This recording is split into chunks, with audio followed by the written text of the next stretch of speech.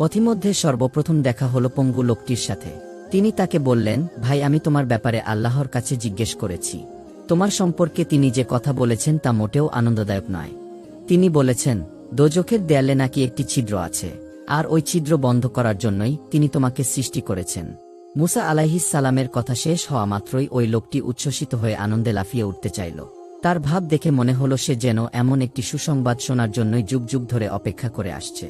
সে চোখের জল ফেলে বলল, আলহামদুলিল্লাহ, আমি আজ পরমভাবে পুলকিত এজন্য যে আল্লাহ তাআলা আমাকে অনর্থক সৃষ্টি করেননি, আমাকেও তিনি একটি কাজে ব্যবহার করবেন। আমার জন্য এর চেয়ে খুশির কথা আর কি হতে পারে যে সকল বাদশাহদের বাদশাহ মহাপরাক্রমশালী আল্লাহ তাআলা আমার মতো একজন নগণ্য মানুষকেও একটি কাজের জন্য নির্ধারণ করে রেখেছেন। যাক, আমার জীবন তাহলে সার্থক। লোকটির কথা শুনে আল্লাহ তাআলা অত্যন্ত খুশি হলেন। তাই তো তারই কৃতজ্ঞতার উত্তম প্রতিদান হিসাবে আল্লাহ তাআলা সাথে সাথে তাকে পূর্ণ সুস্থ করে দিলেন। তার হাত পা ঠিক হয়ে গেল, চেহারার উজ্জ্বলতা ফিরে এলো, ক্ষণিকের মধ্যে পরিণত হল প্রশস্ত লালাট বিশিষ্ট সুন্দর সুদর্শন এক যুবকে। সেখান থেকে বিদায় নিয়ে মুসা আলাইহিস সালাম মহিলার কাছে এলেন এবং বললেন, আল্লাহ পাক আপনাকে বর্তমান অবস্থায় থেকে তার শুকরিয়া আদায় করতে বলেছেন। এতে আপনার কষ্টের জীবনের অবসান ঘটবে এবং ফিরে আসবে সুখের জীবন, আর কোনো অভাবই থাকবে না আপনার।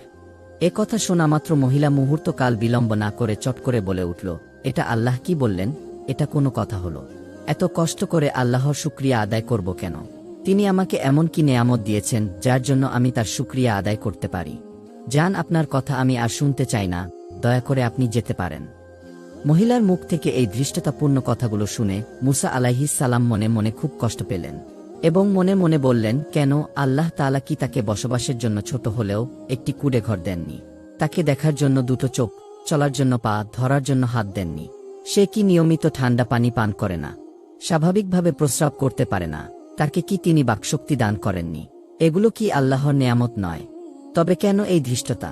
কেন এই অধ্যত্বপূর্ণ আচরণ? কথাগুলো তিনি তন্ময় হয়ে ভাবছিলেন।